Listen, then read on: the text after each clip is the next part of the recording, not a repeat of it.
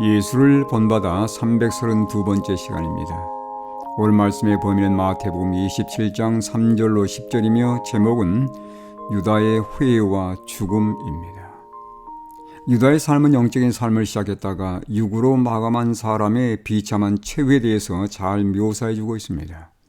그의 이름은 예수의 배반자로 낙인이 찍혀서 역사 대대로 내려오고 있습니다. 그는 그에게 주어진 사도로서의 신선 직분을 가볍게 여기고 자신의 야욕과 탐심 때문에 주님을 배반했습니다. 예수님과 함께던 3년 동안은 예수님의 무화적인 삶과 희생정신 그리고 그분의 가르침을 통해 자신의 야욕과 탐욕과 악한 기질들을 내려놓고 변화될 수 있는 시간들이었습니다. 그도 다른 제자들처럼 그리스도께서 주신 권능으로 병자를 고치고 귀신을 쫓는 그리스도의 제자였으며 복음 전도자로 헌신했습니다. 그는 복음의 능력이 어떤 것인지 맛보았던 사람입니다. 그는 스승이신 예수님을 존경하며 따랐지만 그의 야욕과 탐욕의 정신은 그리스도에 대한 그의 사랑을 능가했습니다. 다락방에서 예수님이 그의 발을 씻기고 후에 만찬석에서 함께 떡을 나누는 때까지도 그에게는 회개할 기회가 있었습니다. 그러나 안타깝게도 그는 예수님의 마지막 사랑의 호소를 거절했습니다. 그가 예수님에게서 떡을 받고 예수를 팔려는 마음을 굳히고 만찬 자리를 떠나던 순간 그의 운명은 결정되었습니다.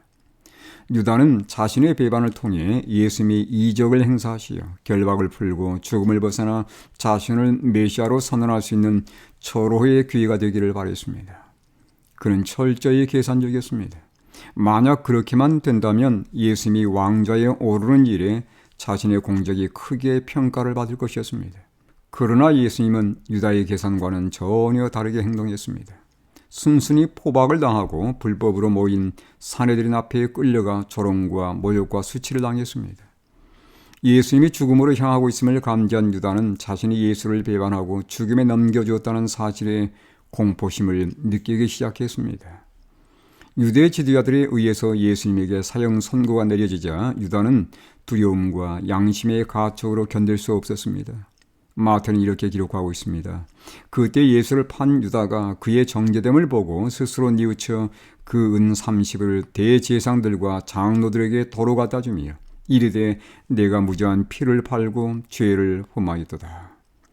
그는 두려움에 떨면서 자신의 예수를 판 뒤에 걸어받은 은 30을 대제사장 앞에 던지면서 예수는 무죄한 분이니 그를 놓아달라고 간청했습니다. 가야바는 자신들이 매수한 유다가 사실을 고백하는 것을 들으면서 몹시 당황했습니다. 유다가 유대 지도자들의 모략을 폭로한 것입니다. 내가 무죄한 피를 팔고 죄를 범했습니다 라는 고백은 가야바의 재판장에 울려 퍼졌고 그 말을 들은 모든 사람들 또한 두려움에 사로잡혔습니다. 유다는 무죄한 자를 배반하여 팔았고 유대 지도자들은 무죄한 자에게 죄를 뒤집어 씌워 정죄한 것입니다. 무죄한 예수를 놓아달라는 유다의 간청의 대제사장은 그것이 우리에게 무슨 상관이냐, 네가 당하라고 핀잔을 주면서 법정에서 쫓아냈습니다.